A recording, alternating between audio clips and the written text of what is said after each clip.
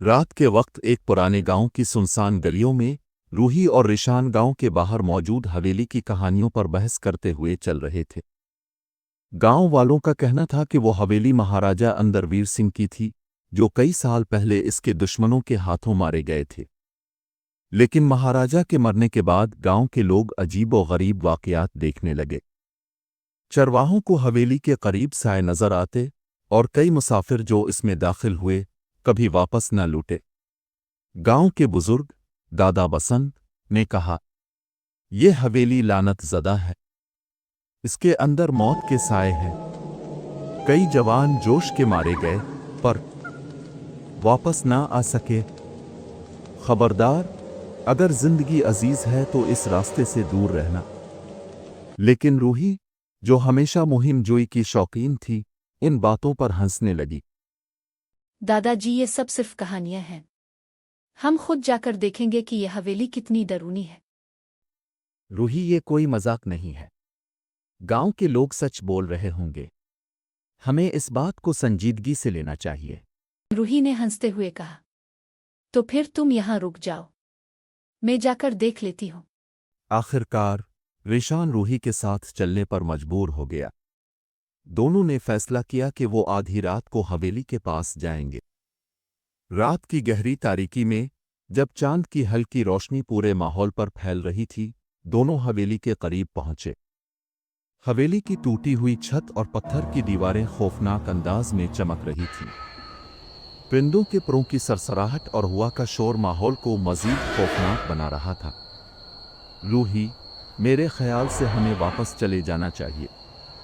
यहाँ कुछ ठीक महसूस नहीं हो रहा। डरपोक मत बनो, ये सब तुम्हारी सोच है। चलो अंदर चलते हैं। दोनों हवेली के बड़े और भारी लकड़ी के दरवाजे के करीब गए, जो हैरत अंगेज तौर पर थोड़े से धक्के के साथ खुल गया। दरवाजा खुलते ही अंदर का मंजर नाकाबिले यकीन था। मिट्टी की बदबू, जालों से भरी दीवारें और हवा का सर्द झोंका दोनों के चेहरे पर आया।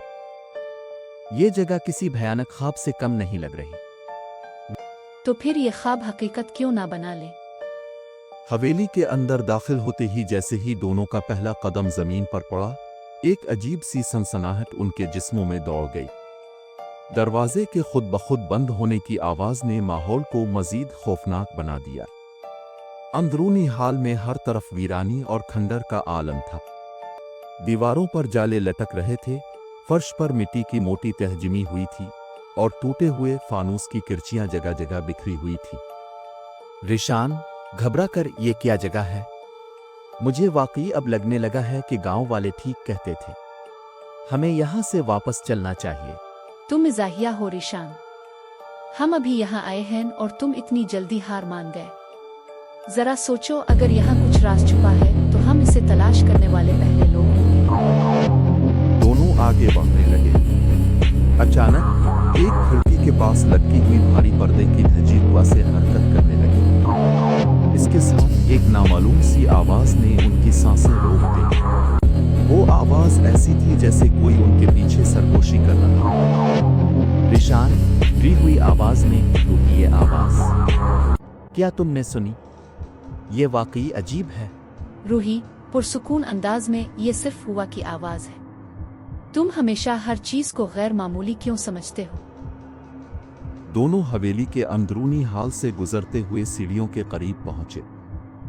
सीढ़ियों की हालत खस्ता थी और उस पर पड़ी धूल और मकरोहे के जाले देखकर जाहिर होता था कि यहाँ कई सालों से कोई नहीं आया। सीढ़ियों के दूसरी तरफ एक तवील राहदारी थी, जहाँ कई दरवाजे नजर आ रहे थे। रिशान, कहाँ जाना बेहतर होगा? सीढ़ियां चढ़कर ऊपर आ इस राहदारी की जानिब। ऊंचाई से पूरे हवेली का जायजा लिया जा सकता है। रिशान दिल ही दिल में परेशान था, लेकिन उसने रूही के कहने पर सर हिलाया और दोनों सीढ़ियां चढ़ने लगे। कदमों की आवाज वीरान हवेली की खामोशी में गूंजने लगी। सीढ़ियां एक बड़े हॉल में खत्म हुईं, जहां एक कदीम झूलानुमा कुर्सी रखी थी। जैसे ही वो इसके करीब पहुंचे, झूला खुद ब खुद हिलने लगा। रिशान, पीछे हटते हुए, ये खुद कैसे हल रहा है? यहाँ कोई है? रूही, मैं मजीद एक कदम आगे नहीं बढ़ा सकता। रूही संजीदा लहजे में ओ कोई नहीं रिशान, ये सब तुम्हारा वहम है, लेकिन मैं तस्लीम करती हूँ कि ये झूला अजीब है। अचानक एक तेज सिसकी की आवाज हाल के दूसरी तरफ से आई। दोनों ने एक दूसरे की तरफ खौफ से देखा और ठहर गए। रिशान, ये तो किसी के रोने की आवाज है, हमें फौरन यहां से निकलना चाहिए। रूही खामोश रहो, हो सकता है किसी को मदद की जरूरत हो। आवाज के पीछे चलते हैं। दोनों हाल के दूसरे कोने की जानिब बढ़ने लगे। वहां एक पुरानी लकड़ी की अलमारी नजर आ रही थी जो आधी खुली हुई थी। अलमारी के अंदर से रोशनी की एक हल्की सी किरण झांक रही थी। रिशान, सरगोशी करते हुए रूही, ये बहुत खतरनाक लग रहा है। अचानक अलमारी का दरवाजा खुद ब खुद खुला और एक भारी किताब नीचे गिर पड़ी। रूही किताब उठाते हुए, ये शायद हवेली के बारे में कुछ बता सके, हमें इसे पढ़ना चाहिए। रिशान, ये खतरा मोल लेना ठीक नहीं है। रूही, रूही हम पहले ही खतरे के बीच में हैं। ये किताब हमारे सवालों के जवाब हो सकती है। रूही ने किताब खोली और जैसे ही इसके सफ़े पलटे, हुआ का तेज झोंका आया और मोमबत्ती की रोशनी बरस गई। किताब में एक अजीबो गरीब कहानी लिखी हुई थी जो महाराजा और उनकी बेटी के बारे में थी।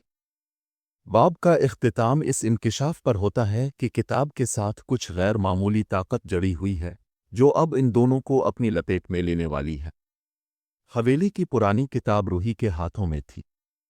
हर सफ़ा खोलने के साथ हुआ में सर्द महरी बढ़ती जा रही थी। मोमबत्ती की लरसती हुई रोशनी किताब के अंदर लिखे सिया अल्फाज को और भी भयानक बना रही थी।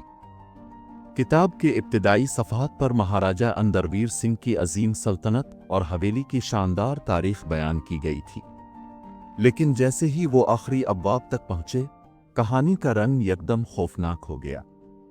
किताब में लिखा था, महाराजा अंदरवीर सिंह ने अपनी हवेली को अपने खानदान की अबदी यादगार के तौर पर तामीर करवाया था, लेकिन उनके एक करीबी अजीज ने धोखा देकर उनका कत्ल करवा दिया। मरने से पहले महाराजा ने अपनी रूह को हवेली की एक मखसूस पेंटिंग में बांध दिया और लानत दी कि जो कोई भी इस जगह का सुकून बर्बाद करेगा। रिशान, जो पहले ही खौफजदा था, ने किताब का सफ़ा बंद करने की कोशिश की। रिशान, घबराई हुई आवाज में, हमने बहुत पढ़ लिया रूही, ये सब जानना हमारे किसी काम का नहीं, हमें यहां से निकलना होगा। रूही पुरुम्मीद अंदाज में, ओ रिशान, ये किताब अहम है। ये हमें बता रही है कि ये सब कुछ कैसे हुआ। हमें इसे आखिर तक पढ़ना होगा। शायद इसमें हवेली की लानत खत्म करने का भी जिक्र हो। इसी दौरान हवेली के हाल से बाहर एक लंबी राहदारी नजर आ रही थी जिसके आखिर में एक बड़ी पेंटिंग आवेजा थी। दोनों आहिस्ता आहिस्ता राहदारी की तरफ बढ़ने लगे। हर कदम के साथ माहौल मजीद बोझल होता जा रहा था और राहदारी के अतराफ से किसी के सरगोशी करने की आवाजें आ रही थी। रिशान, घबरा कर ये आवाजें सुन रही हो, ये जगह बिल्कुल ठीक नहीं लग रही। रूही हौसला देते हुए, ये सिर्फ तुम्हारा खौफ बोल रहा है, कुछ भी नहीं होगा। दोनों राहदारी के इख्तिताम पर पहुंचे जहां पेंटिंग टंगी हुई थी। ये एक भारी सोने के फ्रेम में महाराजा अंदरवीर सिंह की तस्वीर थी। महाराजा का चेहरा इतना हकीकी महसूस हो रहा था जैसे वो तस्वीर से बाहर देख रहे हों। उनके साथ तस्वीर में उनकी बेटी पुरानी थी जिसके चेहरे पर दर्द और खामोशी झलक रही थी। रिशान, कांपते हुए, ये तस्वीर जिंदा महसूस हो रही है रूही, ऐसा लग रहा है जैसे ये हमें देख रही हो। रूही पेंटिंग के करीब जाते हुए, हो सकता है कि ये वही पेंटिंग हो जिसका जिक्र किताब में था। हमें इसके बारे में मजीद जानना होगा। जैसे ही रूही ने पेंटिंग के फ्रेम को छुआ, एक जोरदार झटका महसूस हुआ और हवेली की दीवारें हिलने लगे। महाराजा की आंखों में यकाएक चमक आ गई और तस्वीर से एक धीमी हंसी की आवाज सुनाई दी जो आहिस्ता आहिस्ता बुलंद होने लगी। तुम लोगों ने मेरी नींद खराब कर दी है। जो कोई भी मेरे राज को खोलने की कोशिश करेगा वो यहां से जिंदा वापस नहीं जा सकेगा। रिशान ने फौरन पीछे हटते हुए चीख कर कहा, ये वाकई कोई लनती पेंटिंग है, हमें यहाँ से भागना होगा। रूही, नहीं रिशान। ये वही राज है जो हमें गांव के खौफ से निजात दिला सकता है। हमें समझना होगा कि इस लानत को खत्म करने का तरीका क्या है। महाराजा की आवाज एक बार फिर गूंजी। महाराजा की आवाज, यहां से जाने का सिर्फ एक तरीका है, मेरी बेटी की रूह को आजाद करो। लेकिन खबरदार, जो मेरी पेंटिंग को नुकसान पहुंचाने की कोशिश करेगा, इसकी मौत यकीनी है। रूही और रिशान हैरत से एक दूसरे को देखने लगे। रिशान, तो ये पेंटिंग ही हवेली की तमाम मुसीबतों का मरकज है। लेकिन हमें महाराजा की बेटी को आज़ाद कैसे करना होगा? रूही, यही हमें किताब में तलाश करना होगा। अगर हवेली पर महाराजा की लानत है तो उनकी बेटी इसमें कैद होगी। हमें इसे आज़ाद करने का रास्ता ढूंढना होगा। महाराजा की हंसी की आवाज एक बार फिर सुनाई दी और साथ ही राहदारी में चारों तरफ हुआ तेजी से चलने लगी। मोमबत्तियां बुझ गईं और एक घनी तारीकी छा गई। हवेली की तारीकी ने अपना दामन हर तरफ फैला दिया था। रूही और रिशान सिर्फ हाथ के लम्स से रास्ता तलाश करने की कोशिश कर रहे थे। हर कदम के साथ फर्श की लकड़ी चरचुराने लगी थी और हवा में एक अजीब सी सिसकी की गूंज बढ़ती जा रही थी। ऐसा महसूस हो रहा था जैसे वो किसी पोशीदा नज़र के ज़ेरे असर हों। अचानक राहदारी के कोने से हल्की नीली रोशनी नमूदार हुई। दोनों खौफ और तजस्सुस के मिले जले जज्बात के साथ इस रोशनी की जानिब बढ़े। रोशनी के करीब पहुंचने पर उन्होंने एक कदीम तर्ज की कुर्सी देखी, जिस पर एक औरत की धुंधली सी शक्ल बैठी थी। इसके लिबास से मालूम होता था कि वो किसी शाही खानदान से ताल्लुक़ रखती थी। रिशान, पीछे हटते हुए आ रूही है। ये कोई रूह है। हमें फौरन यहाँ से जाना चाहिए। पुरसुकून लेकिन हैरान लहजे में ओ नहीं रिशान। ये रूह हमें कुछ बताने के लिए यहाँ है। शायद ये वही औरत हो जिसका जिक्र महाराजा की पेंटिंग में था। रूह, जो धीरे धीरे वाज़े हो रही थी, ने अपनी खामोशी तोड़ी। इसकी आवाज़ कांपती और दर्द भरी थी, गोया इसने सदियों का गम अपने अंदर छुपा रखा हो। रूह, तुम लोग कौन हो? क्यों मेरी कैद की जगह को मजीद बेसुकून कर रहे हो? रूही, हम यहाँ हादसाती तौर पर पहुँचे हैं, लेकिन हम जानना चाहते हैं कि इस हवेली में क्या हुआ था। ये लानत क्यों है? और तुम कौन हो? रूह ने लंबी सांस ली, गोया माजी के जख्मों को याद करते हुए वो बोझल हो गई। रूह, मेरा नाम वीरानिका है।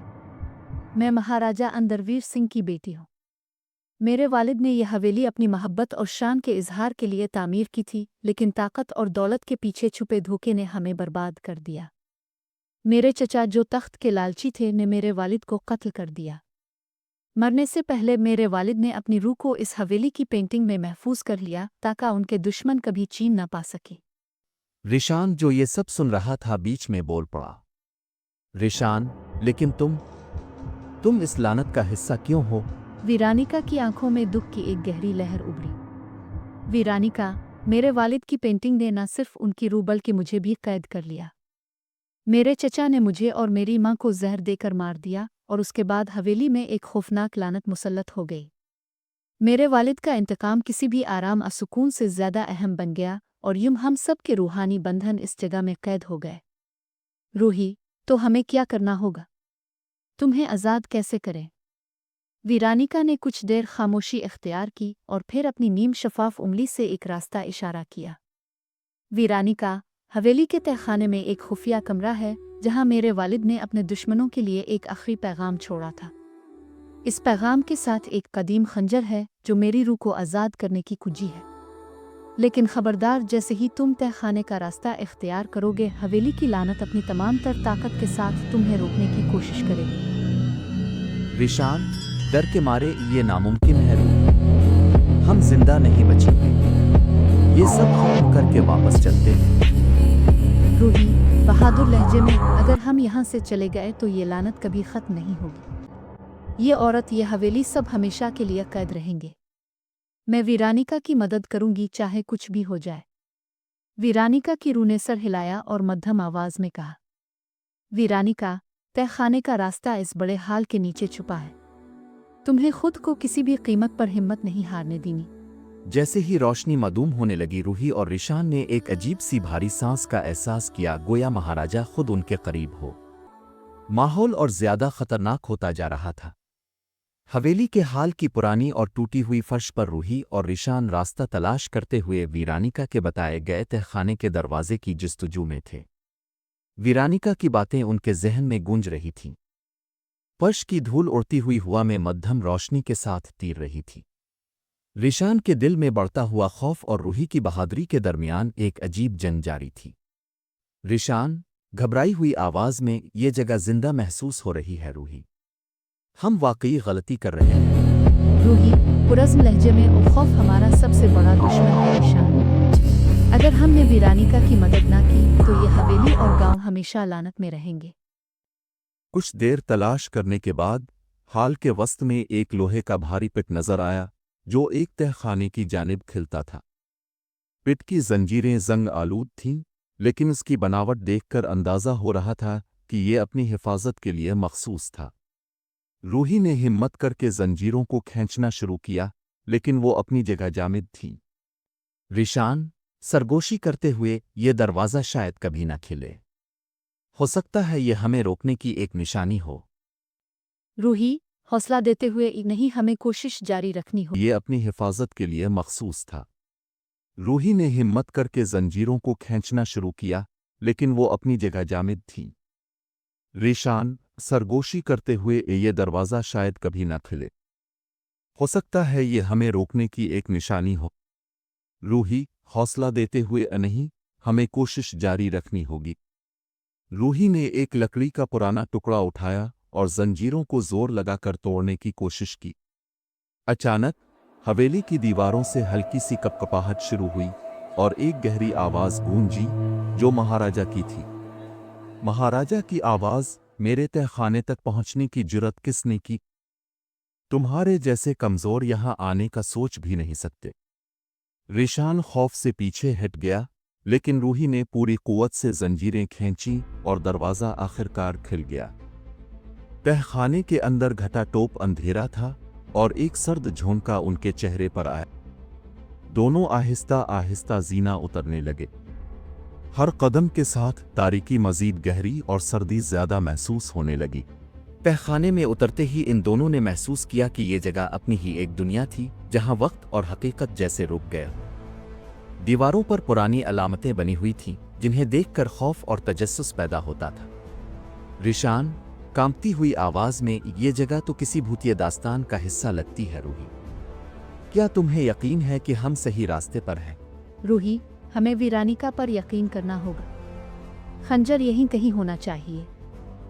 तहखाने के बीचों बीच एक पुराना पथरीला चबूतरा मौजूद था, जिसके ऊपर एक तांबे का बक्स रखा हुआ था। बक्स के ऊपर एक महर थी, जिस पर कदीम तहरीरें नक्श थीं। रूही ने बक्स खोलने के लिए हाथ बढ़ाया, लेकिन जैसे ही वो महर को छूना चाहती थी, एक धुंध सी इर्द गिर्द फैल गई और उसके बीच महाराजा का साया नमूदार हुआ। महाराजा, तुम ये सब करने की कोशिश करके अपनी मौत को बिला रहे हो। ये खंजर मेरे इंतकाम की किलीद है और मैं इसे किसी के हाथ लगने नहीं दूंगा। रूही ने पीछे हटने के बजाय हिम्मत से कहा। रूही, हम यहाँ इस लानत को ख़त्म करने आए हैं महाराजा। ये इंतकाम तुम्हें या किसी और को सुकून नहीं दे रहा। हमें खंजर दो ताकि हम तुम्हारी बेटी को आज़ाद कर सकें। में गुस्से की लाली बढ़ने लगी और सारा तहखाना लरजने लगा। एक जोरदार झोंका आया जिसने रूही और रिशान को जमीन पर गिरने पर मजबूर कर दिया। रिशान चीखते हुए, हम ये खंजर कभी नहीं ले पाएंगे, ये सब खत्म हो चुका है। रूही अपने घुटने पर झुकते हुए, नहीं, ये खत्म होने का आगाज है। रूही ने जल्दी से महर को हाथ लगाया और उस पर नकूश को गौर से देखने लगी। नकूश को गौर से देखने लगी। ये नकूश दरअसल गांव के पुराने रहने वालों की जुबान में एक पहेली थी। जिसने धोखा दिया, इसका दिल खंजर की वार से खामोश हो जाएगा। खंजर ही जंजीरें तोड़ने की चाबी है। रूही ने महर को घुमाया और बक्स का ढक्कन खुद ब खुद खिल गया। बक्स के अंदर एक चमकता हुआ खंजर पड़ा था जो किसी पुरस्रार कुव्वत से जगमगा रहा था। जैसे ही खंजर जाहिर हुआ, महाराजा का साया मजीद ताकतवर हो गया और तहखाने की दीवारें मलबे में तब्दील होने लगे। महाराजा, तुम्हारी जुर्रत की सजा भुगतना होगी। तहखाना महाराजा की ताकत से लरज रहा था, लेकिन रूही ने खंजर को मजबूती से थाम लिया। इसके इर्द गिर्द रोशनी की एक हल्की सी रविश नमूदार हुई, गोया खंजर इसे तहफ़्फ़ुज़ दे रहा हो। खंजर की रोशनी हवेली की सर्द और मुर्दा तारीकी को चीरती हुई छा रही थी।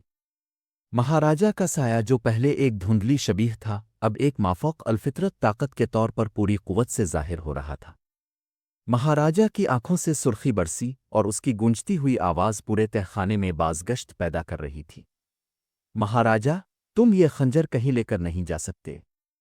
मेरे इंतकाम को रोकने का कोई हक तुम्हें नहीं है। मेरी लानत इस हवेली की बुनियादों में पैवस्त है।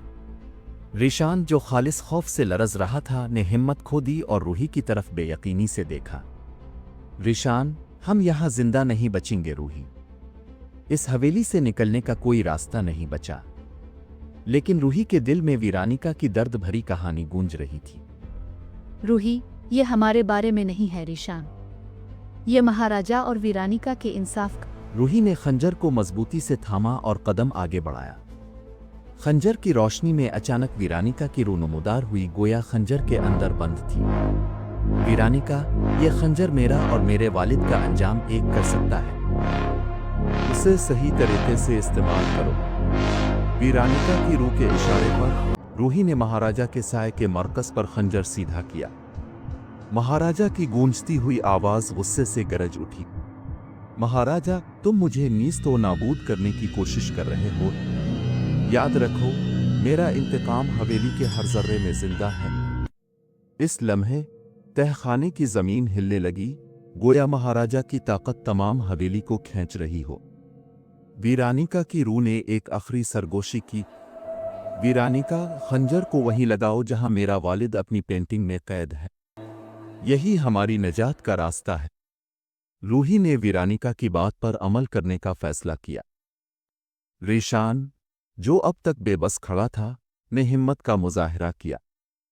रिशान, ठीक है, लेकिन हम जल्दी करेंगे। हवेली का ये हिस्सा शायद ही ज्यादा देर बरकरार रहे। दोनों ने तहखाने से निकलने की कोशिश की, जबकि हर कदम के साथ जमीन टूटती जा रही थी। सीढ़ियों पर चढ़ते ही उनके इर्द गिर्द मलबा गिरना शुरू हो गया, लेकिन उन्होंने किसी तरह अपने आप को बचा लिया। आखिरकार वो इस पेंटिंग वाले हाल तक पहुंच गए, जहां महाराजा की शबीह जिंदा नजर आ रही थी। इसकी आंखें गुस्से से जल रही थी। महाराजा, तुमने मेरी बेटी को धोखे में लगाकर यहां लाया। मैं तुम दोनों को बख्शोहेगा नहीं।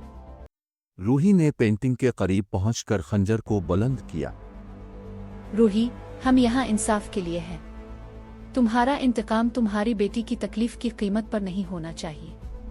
ये खंजर तुम्हें और वीरानिका को आज़ाद करेगा।